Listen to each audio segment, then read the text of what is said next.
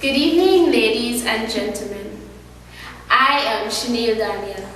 My speech is entitled Women and Children with AIDS. This speech was delivered by Princess Diana in Edinburg in the year 1993.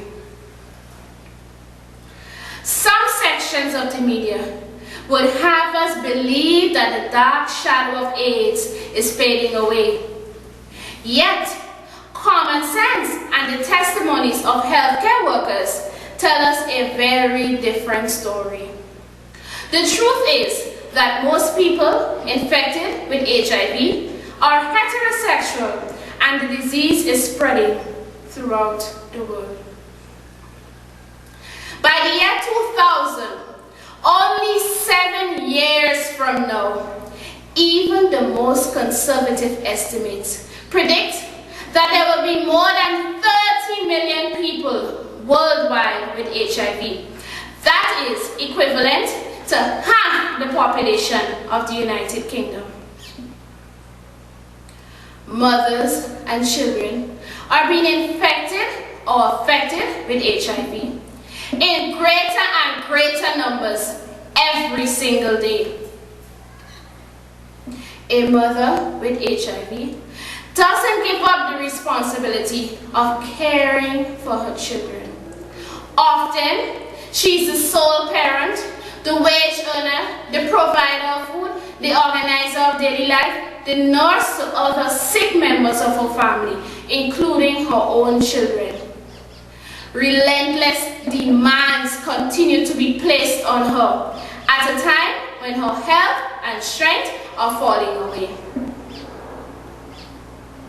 A mother with HIV carries the grief and guilt that she won't be able to see her children through to independence.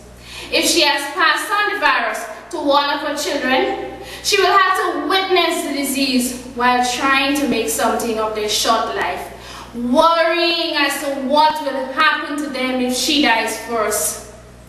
Trying to make a plan for her surviving children's future won't be an easy task.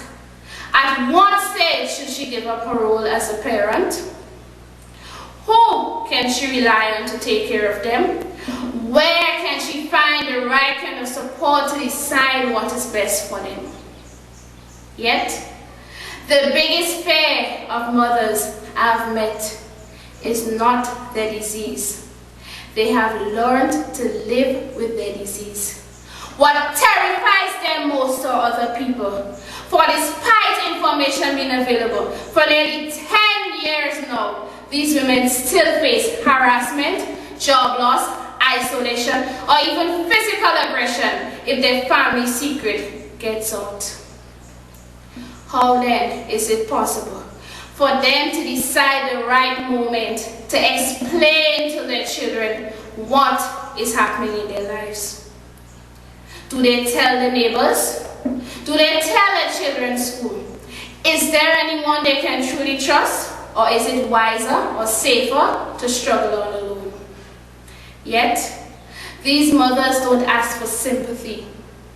Their need is for understanding, to be allowed to live a full and active life, to be given the support to love and care for their children for as long as they could, without the added burden of our ignorance and fear.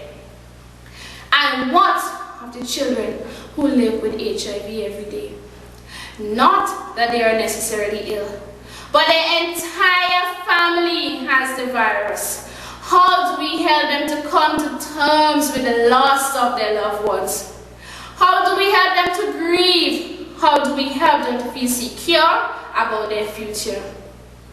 These children need to feel the same thing as other children, to feel loved and nurtured and included by the world they live in, without the stigma that AIDS continues to attract. By listening, perhaps we may help to find the best ways of helping these children to face the future with greater confidence and hope. I feel certain that we as a nation still need to develop a deeper understanding of what AIDS really is. To be a little more aware or a little less embarrassed about how AIDS is transmitted, even when we don't see ourselves at risk. Perhaps we may help to protect someone we love from being infected with HIV. For those mothers and children already living under the darkness of AIDS, we need to help them back into the light, to reassure them, to respect and support their needs. And maybe we too may learn to live our life more fully for however long it is. Thank you.